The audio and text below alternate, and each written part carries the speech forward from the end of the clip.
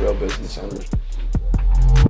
It's a matter of sharing the vision with these individuals that are working with you to help you get to that point. But you need to make sure part of your vision is lifting other people up in terms of financial opportunities as well, right? Yeah. New leaders need to be able to come in and lead that business, and you need to just be able to lead the leaders, right? At one point. And then at one point, those leaders can just lead just by themselves after they've kind of had that coaching from it, right? Eventually, someone will be doing all the one-on-ones, but we'll still be doing one-on-ones with our leaders. Exactly. So that's the idea, but spend time with your people. I guarantee you they need it now more than ever. Well, and it's a huge opportunity for you as the entrepreneur, the business For personal owner. growth, I mean, too. if you hear a pattern of like 3-4 different areas that you can improve your company, it's like, okay, cool. That might actually take us to another level. Like you got to be open-minded, be willing to take some criticism as well. Or if you have high turnover, maybe there's a reason why, but you're just not asking the right questions. Right. You're just, man, I just can't find a good people. Yeah, create a space where people feel safe telling you the truth. Like, look, man, you're not going to lose your job. You're not in trouble today. Just want to grow. Yeah. Like, let's talk about what we can do better as a company, where I think you could do better here, where you think I could do better here. Yeah, what are things that I need to work on? I'm not going to take anything personal. Yeah, exactly. I know that I need to improve as well. So let's have a conversation. Yeah. And that's basically what we did. Yeah, is just have a real conversation and just chat it up with people and let them know that they're appreciated and valued, because they are. Yeah. That's just the truth. It's not a tactic outside of anything but being but just doing the right thing and being a good leader and being an individual that they feel like that they can turn to in a time of need, whether it is, outside of work issues or inside of work issues, right? If people are dealing with personal stuff outside of work, guess what? That's going to affect their performance at work.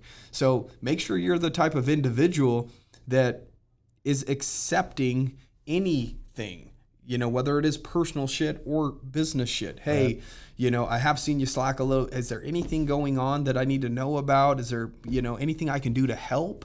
Usually if somebody's lacking performance or they've been crushing it for 6 months and then they kind of fall off a little bit, usually it's something happening in their personal life. Is there anything that I need to know about, or is there anything that I can do to help? Right. Because I am getting concerned for you, because I saw so much potential, and then now it's just something's changed a little bit. If you could share that with me, is it something that we did here? However you need to approach it, but don't make sure it's not combative. Man, right? Be genuine too, that you want to actually help them out. Like And when Corey you say actually it, reminded me the other night. He reminded me, he's like, dude, I don't think you guys realize, like, the reason that you have so many people that love where they work is because they love you guys. You've helped so many of them, whether it's fix their credit, get their first house, or help them with, money down, or whether, it's their first car, or getting a replacement car, just whatever, man. Like, and I was like, dang, there actually has been a lot of those moments, and a lot of those people are our leaders now. Yeah. Right. Because we went above and beyond for them, and so that was a good reminder as well. He reminded me of that, and I was like, damn, dude, that's true. Because he was the one that kind of came to me and was like, dude, you and Trev need to have a conversation with some people, right? People. But it gets to a point where culture's good and everything's functioning fine, and then you stop doing everything that you did to get it to that point, and then it trickles back down to what it was, right? Yeah. It's something that has to always be managed. It's not like you're going to get your business to a certain point and then just stop doing everything that you did to get it there. You still want to keep hustling and doing all those same things so you can still see growth, right? So don't get to a point in your business where you do some of this stuff and it starts to work and then you phase out of it, right? Like, this is something that we definitely need to do more often, and it's something that we saw value in this morning, and it's top of mind, so we decided to talk about it on a podcast, things that we saw that we could improve. And how do you improve things? I don't know, by talking to the people that are feeling whatever it is that they're feeling and trying to understand where they're coming from, and then having them understand where you're coming from, two human beings kind of coming together and finding some middle ground and making sure that the common goal is still the same common goal, that we're trying to make the company better. We're trying to serve people to the utmost of our abilities. Yeah. And that's really what it comes down to. When you're serving other people and you're taking care of human beings, you're going to feel good about yourself. We could take care of our employees and feel good about ourselves. Our employees can feel good about themselves by taking care of the customers.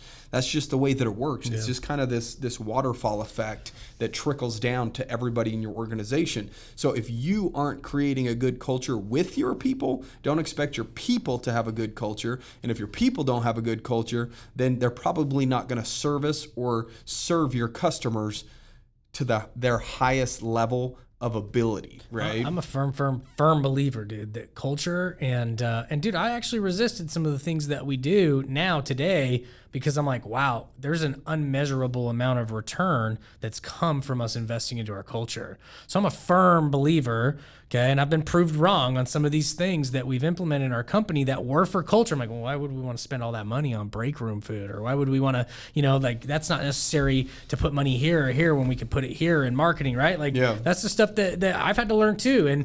But dude, just thinking about where we've gone, man, I can attribute so much of our gains to our culture, but you can't really put a real ROI on it. I'll bet you we've invested well over 6 figures last year into our culture, and we can't tell how much that's brought back in gains monetarily, but I know it's a huge part of why we've had the gains that we've had. Well, and so it's something that people should be willing to invest into, even though the gains are invisible. Well, we've talked about this prior on a podcast. On anything that you want to see growth in, you have to invest in, whether you're investing time or money. Right. In some cases, it's both. Right. Right. Like if I want to have growth, spiritually, maybe I go pay somebody that's, a monk, and I go fly to freaking wherever and sit on top of a hill and spend the time with that individual, spent money to go out there so that I can learn some of those traits so that I can be more zen, right? Or more spiritual. And again, I'm investing time and money into that, a coach, so to speak, right? That's a good idea. That's one area I want to have gains, bro.